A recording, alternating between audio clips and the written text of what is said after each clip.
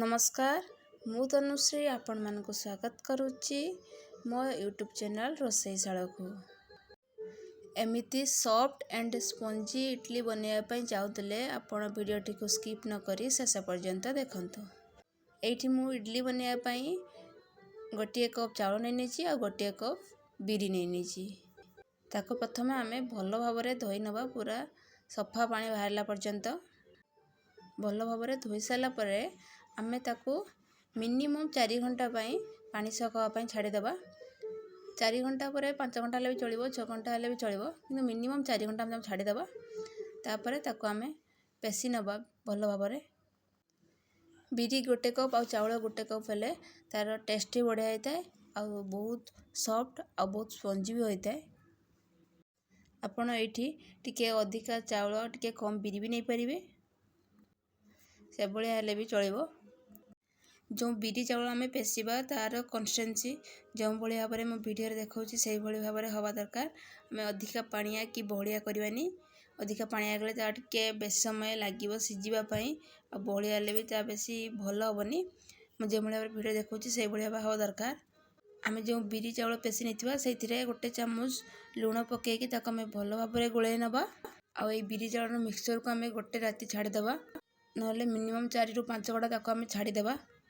ये मु इडली रे मिसाई गोटे बीट भी नहीं आमको ये चाउल रू कार्बोहाइड्रेट मिलगला तापर बिरी रू आमको प्रोटीन मिलगला आमको आयरन और विटामिन मिल बीट रू। आपन जदि ये इडली रो कलर भी टिके रेड भाया करने चाहते ताले ये आउ गोटे 2टा बीट नहीं पारे। गोटे बीट रे इडली रो कलर से व्हाइट को व्हाइट ही रहिबो। 4 ରୁ 5 घंटा पर आमर जो चाउल आ बिरी रो मिक्सचर थिला ता से भाया भाव बरकी जाइए। आम से जो बीट रस को चुपुड़ी रखी ताकू मिसई नवा एबे टिके कलर देखा हो सारा पर तार कलर रही अधिका कलर आप करने चाहते ये 2टा बीट को ऐड करें बीट रस को ऐड करें। ये आमको कार्बोहाइड्रेट प्रोटीन विटामिन आयरन सब मिलगला।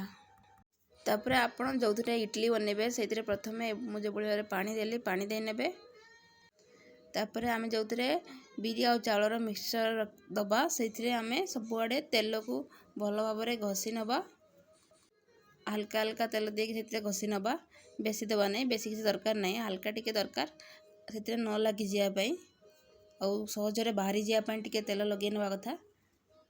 मुझे भाव में सबुआड़े तेल को घसी नेली आपण से भाव घसी ने तापर से पात्र में आम जो इडली मिक्सचर बन रखी ताको आम गोटे गोटे चामच लेखा से दे नवा कारण टे थोड़ा फुलब भी ना। एबे इडली रो बेटरटा टे पिंक पिंक देखा किंतु हो सारा पर पिंक देखा हेनी।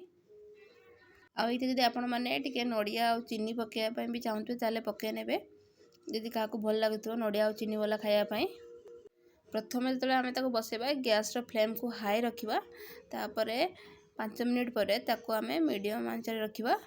यदि आपण मैंने प्रथम इडली बनाऊे ताहले ताको ये भाव में देखी भी पारे कि नहीं जदि चामच लगी जाऊँ ताहले जानवे टे कंचा अच्छे जदि न लगला जानवे हो जाए। एबे आउे हम आ 5 मिनिट खंडे 10 ରୁ 15 मिनिट भितर आमर इडली बनिकी रेडी हो।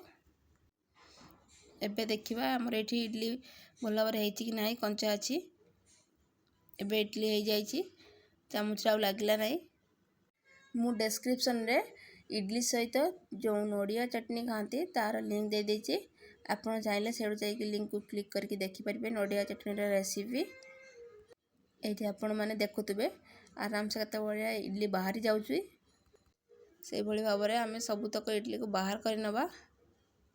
जो मैंने प्रथम थर पर भी इडली बनाऊे तांकर भी पूरा परफेक्ट हम जब इडली बनवाई चाहते थे निश्चय भाव में बनई देखूँ। ये आपण मानक भांगिकी भी देखा देखिए आपण जापर केते सॉफ्ट आ केते स्पंजी है।